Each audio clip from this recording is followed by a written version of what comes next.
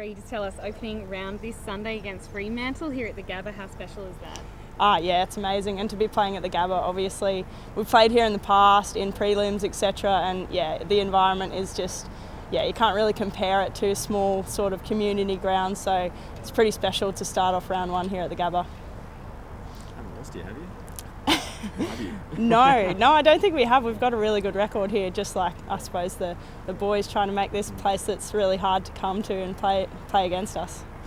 How much does the way you finished last season, does it sting, or how do you feel when you look back on the way your season finished? Yeah, it's weird that it's sort of only just this year as well. It feels like it's been a fair while between all the stuff we've gone through in pre-season and off-season, and even our practice matches. It feels like a long time ago, but yeah, obviously it's something we've looked at, we've reviewed and we've worked on.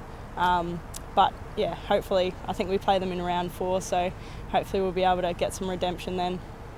How comfortable are you feeling now in that leadership and captaincy role? You had a taste of it last season, but it was a chaotic season, wasn't it? Now you're sort of coming in and it's not brand new to you, is it? Yeah, I feel personally a lot more settled this season. I think I'm got a comfortable home situation. I'm not being relocated or anything like that, so everything's sort of worked out really well. And yeah, to be honest, it was a tough year, but I wouldn't have it any other way. I think I learnt a lot and I grew as a person on and off the field. So yeah, at the end of the day, it was a big learning experience, but one I think I benefited from in the end. They say pressure's a privilege, and the rest of the comp sort of targeting you guys as one of the ones to beat, not the team to beat. How does that sit?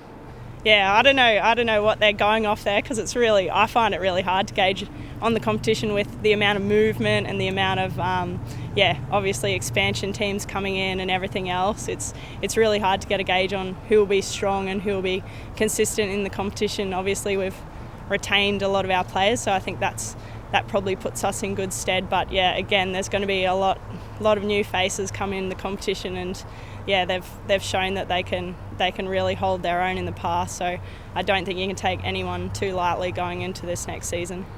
Have you found that has been an advantage, even in the pre-season so far? You know each other's game so much. Yeah, I think it's really helped being able to keep together our core group and obviously keep developing our values as a team and our culture at the club. I think it's really strong at the moment. So yeah, it's definitely going to help. But yeah, obviously the season's just coming up, so it's crunch time now. This is the real test. What did you reflect on and learn from, maybe not necessarily just the match, but losing before you got to the grand final last year? Yeah, I think it was, it's a long time ago, so I'm trying to remember back. But yeah, I think the lead up to that week was pretty frantic, and playing at the MCG for the first time, really historic moment. The build up was pretty insane, and I think a lot of our girls, being a younger group, maybe were overwhelmed by the whole experience. But now that we've lived through that and we've reviewed and we know sort of where we fell short in that game, hopefully we'll be able to, if we're in the same situation, do it better this time. Bre, just with Q Clash here in a couple of weeks' time, we just heard from Tara. What are your expectations for the match? Suns are real up and coming. I think they're started to come into their straps the last few seasons, so they're going to be a hard competitor. I always love the Q Clash. It's a good rivalry that we always look forward to. And we know a lot of the girls personally off the field, so yeah, there's a bit of heat in that one, but yeah, I think there'll be good hard competition all day. And yesterday the Lions announced that a teammate of yours from UQ has now joined you as a Lions teammate from her performance at Bond University Quaffle Grand Final. Just tell us what it was like hearing that news yesterday. Yeah, obviously very last minute, I think.